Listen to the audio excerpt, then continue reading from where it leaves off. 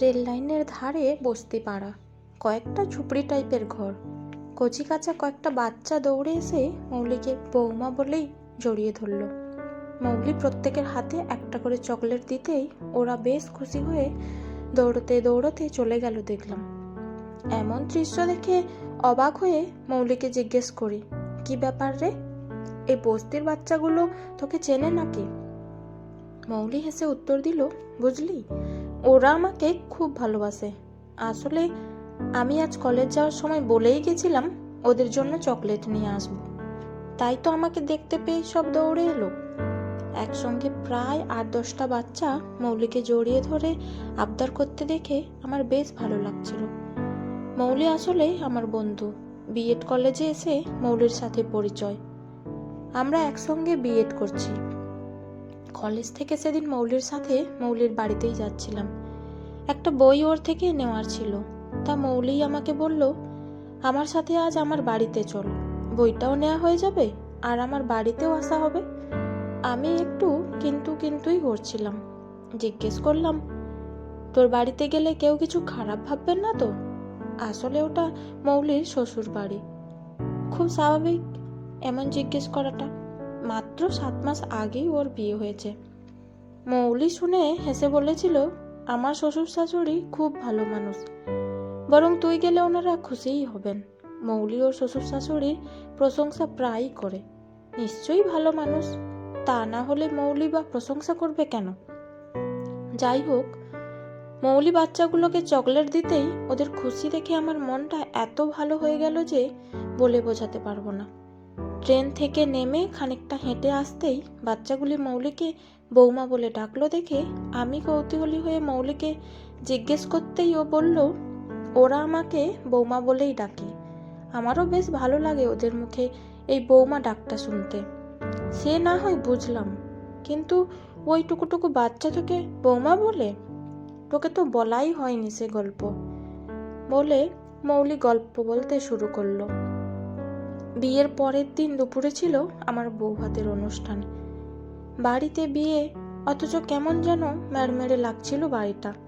বিয়ে বাড়ি বলেই মনেই হচ্ছিল না, সেরকম যেন লোকজনও নেই। অথচ বিয়ের দিন সকাল থেকেই আমাদের বাড়িতে কত লোকজন, কত হই হুল্লোড়, বাড়িটা গম গম করছিল। অথচ এখানে যেন সেই ব্যাপারটাই নেই। গাড়ি থেকে নেমে বাড়িতে পা রাখতেই শাশুড়িমা শুধুমাত্র বরণটুকুই করলেন। তারপর উনি বললেন, বাড়িতে একটা বউ ভাতের অনুষ্ঠান, তাই আমাদের দেরি করে কাজ নেই, এখানে আর সময় নষ্ট করব না। আমাদের এখন অনেক কাজ, ওখানে তাড়াতাড়ি যেতে হবে আমাদের। বউ ভাতের অনুষ্ঠান বলছেন, অথচ সেরকম কোনো আয়োজন চোখে পড়ছে না। নতুন বউ বাড়িতে আসার পর কত রিচুয়াল থাকে, সেসব কিছুই হলো না। কেমন যেন একটা খারাপ লাগতে শুরু করলো। অন্যের বিয়ের কত রিচুয়াল দেখেছি, অথচ নিজের বিয়েতে সেসব কিছু হতে না দেখে খারাপ লাগলো। কিন্তু একটা খটকা মনের মধ্যে কাজ করছিল। শাশুড়িমা বললেন, ওখানে তাড়াতাড়ি যেতে হবে আমাদের। তা কোথায় যেতে হবে সেটা বুঝে উঠতে পারছিলাম না। আমার বরকে যে জিজ্ঞেস করব সে সাহসটুকুও পাচ্ছিলাম না। প্রথম দিন বাড়িতে এসে এত প্রশ্ন করাও ঠিক নয়। তাছাড়া বিয়েটা আমার দেখাশোনা করে, প্রেম করে বিয়ে নয়। বরণ পর্ব মিটতেই শাশুড়িমা আমাকে বললেন, বৌমা, আজ বউ ভাতের অনুষ্ঠান, অনুষ্ঠানটা কিন্তু এখানে হবে না, হবে অন্য এক জায়গায়। কৌতূহলী হয়ে জিজ্ঞেস করলাম, কোথায়? তুমি গিয়েই সবকিছু দেখতে পাবে। তারপর আমাকে সুন্দর করে সাজিয়ে গুজিয়ে নিয়ে যাওয়া হলো। শুনলাম বাড়ি থেকে খুব একটা দূরে নয়, কাছেই। আমি তখনও গাড়িতে বসে, গাড়ি থেকে নামিনি। সানাইয়ের আওয়াজ কানে আসছে। দেখি উপচে পড়া ভিড় আমাকে দেখার জন্য। ভেবেছিলাম বিয়ে বাড়ির জন্য হয়তো কোনো লজ ভাড়া নেওয়া হয়েছে। আমার ধারণা ভুল। বাড়ি থেকে একটু দূরে রেল লাইনের ধারে একটা বস্তি, ওখানেই আয়োজন হয়েছে বৌভাতের অনুষ্ঠান। দেখলাম বস্তিগুলোর পাশেই একটা বড় প্যান্ডেল, ওখানেই সব খাওয়া দাওয়ার আয়োজন। এই রকম একটা বস্তি এলাকায় আয়োজন দেখে আমার বরকে জিজ্ঞেস করি, অত বড় বাড়ি থাকতে এখানে বউ ভাতের আয়োজন? আসলে এই সব কিছু আমার মা বাবার ইচ্ছেতেই। আমি কিছু বুঝে উঠতে পারছিলাম না। সেই মুহূর্তে আমার শ্বশুরমশাই আমার কাছে এসে বললেন, বৌমা, খুব অবাক হচ্ছ তাই না? আমাদের সবার সম্পূর্ণ সহমতে এখানে আয়োজনটা করতে পেরেছি। এই যে সব ছোট ছোট ঝুপড়ি ঘরগুলো দেখছো, এদের জন্য আমাদের এক ছোট প্রচেষ্টা। এদেরকে সেভাবে কেউ কখনো নিমন্ত্রণ করে না, কোনো সামাজিক অনুষ্ঠানে এরা কখনোই যেতে পারে না, চিরকাল এভাবেই এরা থাকে। তাই ভাবলাম আমার ছেলের বিয়ে উপলক্ষে এদের জন্য যদি একটু আয়োজন করতে পারি তাহলে মন্দ হয় না। তাই তোমার শাশুড়ি মা আর আমি ঠিক করি এদের প্রত্যেককে নিমন্ত্রণ করে খাওয়াবো আমরা। শ্বশুর মশাইয়ের কথায় বুঝে যাই সব কিছু, কিন্তু এভাবে তো কেউ কখনো ভাবে না। ওনারা যে ভাবতে পেরেছেন এটা ভেবেই ভালো লাগছে। পুরানো সব রিচুয়ালকে দূরে সরিয়ে দিয়ে নতুন করে নতুন ভাবনায় বৌভাতের অনুষ্ঠান সত্যিই প্রশংসার দাবি রাখে। কথাগুলো আমি ভাবছি, তখনই আমার শাশুড়ি মা বললেন, বৌমা, আমরা ভাত কাপড়ের অনুষ্ঠানটা আলাদাভাবেই করতে চেয়েছি। ভাত কাপড়ের অনুষ্ঠান মানে দায়িত্ব নেওয়া। সেই দায়িত্বটা আমরা আজ থেকে নেব এই অসহায় মানুষগুলোর জন্য। এই বস্তিতে থাকে প্রায় 30-35 জন মতো মানুষ। এদের পাশে থেকে আমরা সহযোগিতা করব। বুঝতেই তো পারছো, তোমার শ্বশুরমশাই আর আমি দুজনেই রিটায়ার পারসন, হাতে অনেক সময়। তাই একটু সহযোগিতার হাত বাড়িয়ে দিয়ে আমরা এদের পাশে থাকতে চাই। আর আজ প্রত্যেককে নিজ হাতে পায়েসটুকু দিয়ে ওদের পাতে সকলের জন্য নতুন জামা কাপড়ের ব্যবস্থা করেছি আমরা। তুমি আর বাবু দুজনে ওদের হাতে তুলে দিও। আমার শ্বশুরমশাই আর্মিতে সার্ভিস করতেন আর শাশুড়ি মা ছিলেন স্কুল শিক্ষিকা। দুজন মানুষ এতটা উদার হতে পারেন সেটা কখনো ভাবিনি। আমি শাশুড়ি মায়ের দিকে তাকিয়ে বলি, আপনারা যা করেছেন একদম ঠিক করেছেন মা। আমিও আপনাদের এই মহান কাজের সঙ্গে যুক্ত থাকতে চাই। আমিও নিজে কিছু করতে চাই। এমন শুভ দিনে দায়িত্ব নিতে মন্দ লাগে না। তার আগে আমার একটা চাকরি দরকার। চাকরি পেলে আমিও কিছু টাকা খরচ করতে পারবো।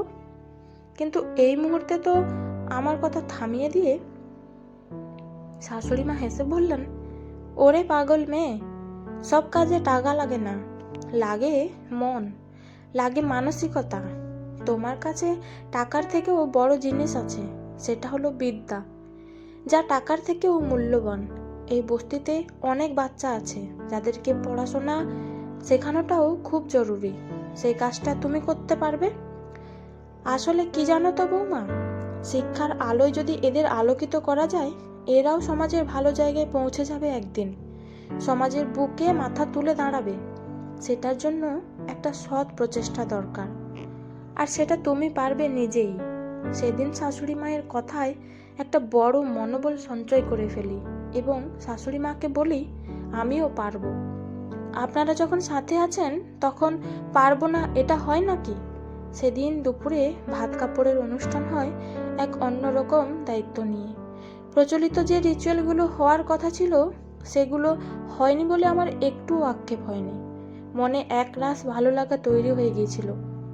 সেদিন সকলের পাতে যখন পায়েস দিচ্ছিলাম, আমার শাশুড়ি মা আমাকে দেখিয়ে বস্তির সকল মানুষগুলোকে বলে দিচ্ছিল, তোমরা আজ থেকে সবাই বৌমা বলেই ডেকো। তারপর থেকে আমি হয়ে গেলাম সকলের বৌমা। এক নতুন রিচুয়াল তৈরি হয়ে গিয়েছিল সেদিন। এই ছোট ছোট বাচ্চাগুলো যখন বৌমা বলে ডাকে, ওই ডাকের মধ্যে আমিও যেন মা ডাকটাই শুনতে পাই। সেদিন মৌলির বৌমা হয়ে ওঠার গল্প শুনে কি যে ভালো লাগলো বলে বোঝাতে পারবো না। মৌলিকে বলি, সত্যিই তুই সৌভাগ্য করে এমন একটা নিজের বাড়ি পেয়েছিস, যে বাড়িতে প্রতিটি মানুষ ভীষণ ভালো। এমন মানুষদের পাশে পেলে কোনো মেয়ে আর শ্বশুর বাড়ি বলবে না, বলবে তার নিজের বাড়ি। ঠিক বলেছিস। আমি নিজেকে খুব হ্যাপি মনে করি এইরকম একটা হ্যাপি ফ্যামিলি পেয়ে। আমার হাজব্যান্ড খুব হেল্পফুল, ও আমাকে সব সময় সহযোগিতা করে। আমার শাশুড়ি মা আর আমি দুজনেই এই ছোট বাচ্চাগুলোকে পড়াই। শুধু পড়ানো নয়, এদের শরীর খারাপ হলেও চিকিৎসার ব্যবস্থাও করে আমার শ্বশুরমশাই। এদের সুবিধা অসুবিধায় পাশে থাকতে পেরে নিজেকে ভাগ্যবান বলে মনে হয়। সেদিন থেকেই আমি এদের কাছে বৌমা হয়েই রয়ে গেছি। এদের ভালোবাসায় আমি নিজেকে ভরিয়ে তুলি সব সময়। বিয়েতে পাওয়া আমার এই বৌমা উপহার আমাকে আর একটা নতুন জীবন দিয়েছে।